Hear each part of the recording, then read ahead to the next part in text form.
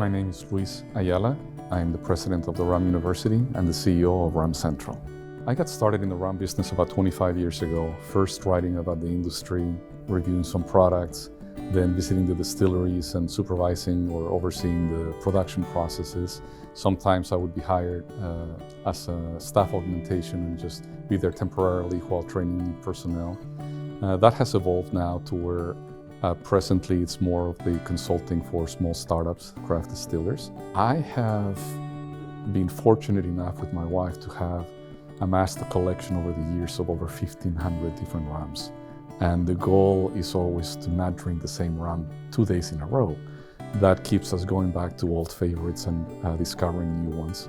So which one do I like to drink has more to do with which ones are waiting to be tasted by me or what the circumstances are.